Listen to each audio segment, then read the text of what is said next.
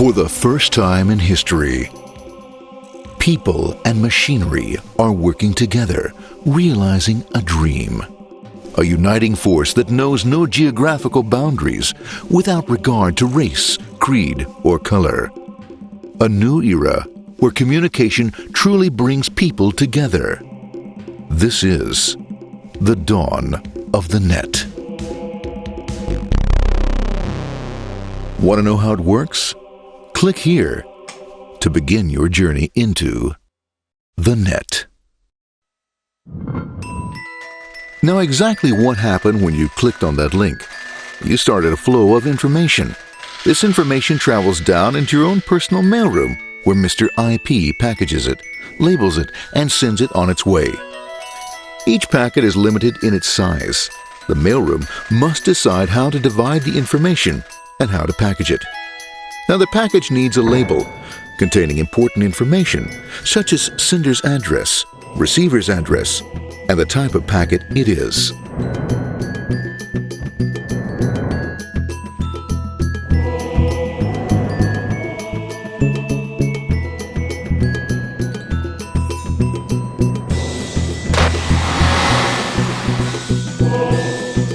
Because this particular packet is going out onto the internet, it also gets an address for the proxy server, which has a special function, as we'll see later. The packet is now launched onto your local area network, or LAN. This network is used to connect all the local computers, routers, printers, etc. for information exchange within the physical walls of the building.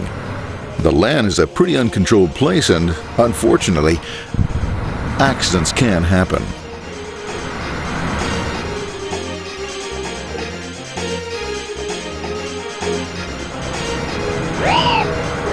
The highway of the LAN is packed with all types of information. These are IP packets, Novell packets, Apple Talk packets. They're going against traffic, as usual. The local router reads the address and, if necessary, lifts the packet onto another network. The router, a symbol of control in a seemingly disorganized world. Whoops, sorry about that. Let's go with this one here, this one here. This one goes here, this one goes here. I don't like this one. Let's go with this one. Let's go here. A little bit left. Let's go with this one here. Another channel here. Let's put that one here. Another one there. Let's put that one here. There he is. Systematic, uncaring, methodical, conservative, and sometimes not quite up to speed. Sorry. But at least he is exact, for the most part. That one goes there. That one goes there. That one goes there. That one goes there. And this one goes there. Well, another one goes there. That goes there. He's behind him. Let's go there. That goes there. He goes there. Oh, let's put that one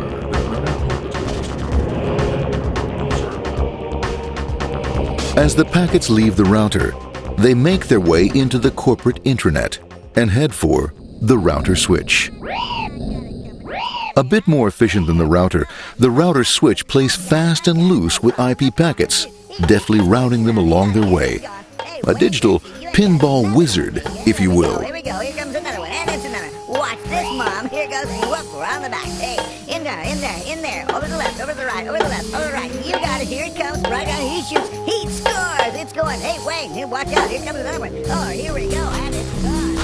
It's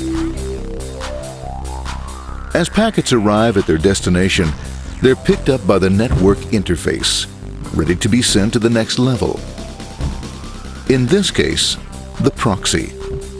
The proxy is used by many companies as sort of a middleman in order to lessen the load on their internet connection, and for security reasons as well. As you can see, the packets are all of various sizes, depending upon their content.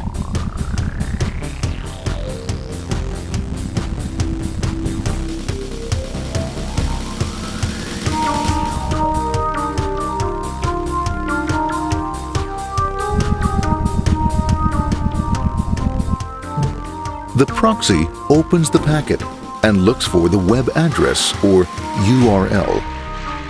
Depending upon whether the address is acceptable, the packet is sent on to the internet.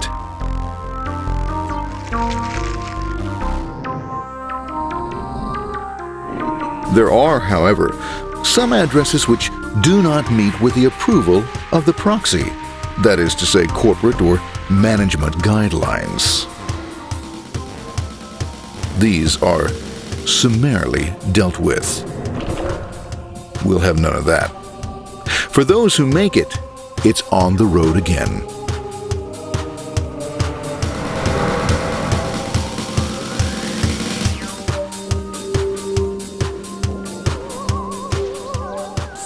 Next up, the firewall.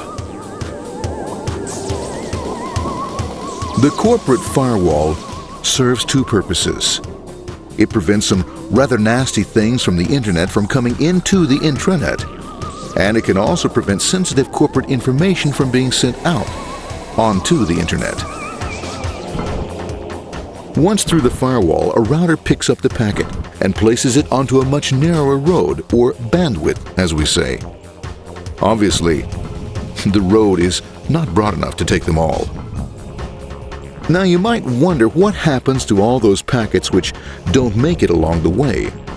Well, when Mr. IP doesn't receive an acknowledgement that a packet has been received in due time, he simply sends a replacement packet. We are now ready to enter the world of the Internet.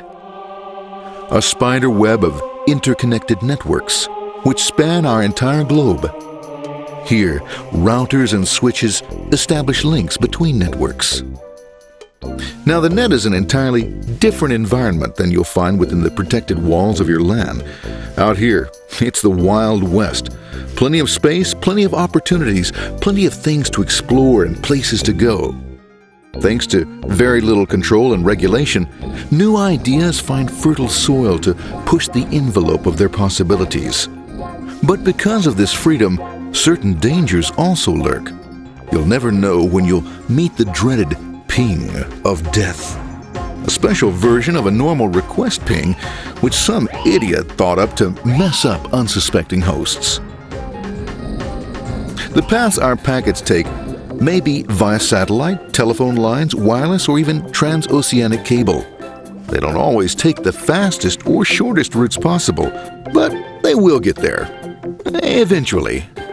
Maybe that's why it's sometimes called the worldwide wait. But when everything is working smoothly, you can circumvent the globe 5 times over at the drop of a hat. Literally. And all for the cost of a local call or less. Near the end of our destination, we'll find another firewall. Depending upon your perspective as a data packet, the firewall could be a bastion of security or a dreaded adversary. It all depends on which side you're on and what your intentions are. The firewall is designed to let in only those packets that meet its criteria. This firewall is operating on ports 80 and 25. All attempts to enter through other ports are closed for business.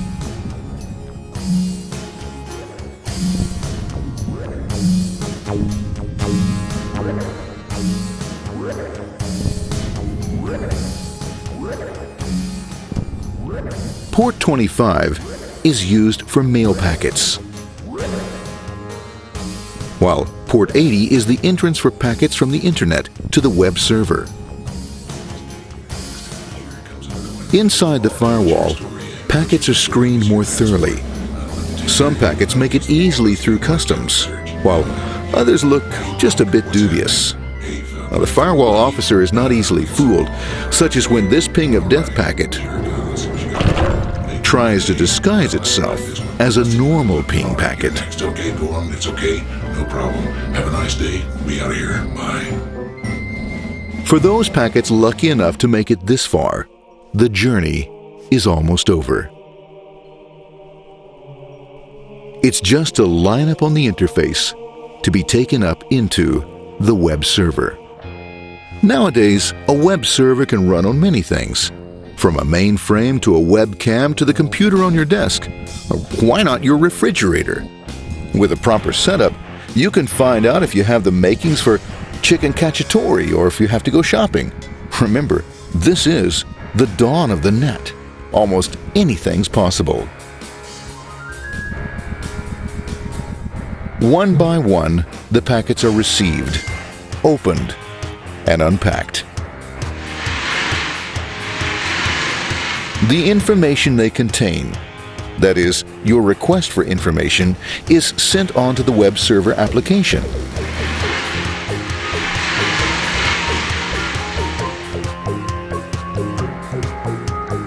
The packet itself is recycled, ready to be used again, and filled with your requested information.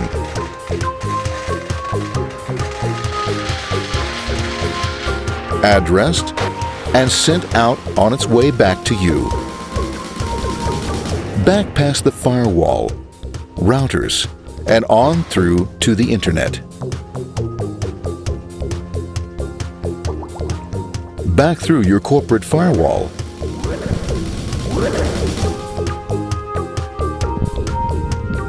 And onto your interface. Ready to supply your web browser with the information you requested.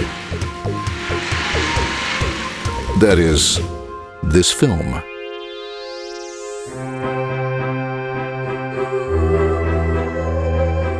Pleased with their efforts and trusting in a better world, our trusty data packets ride off blissfully into the sunset of another day, knowing fully they have served their masters well. Now, isn't that a happy ending?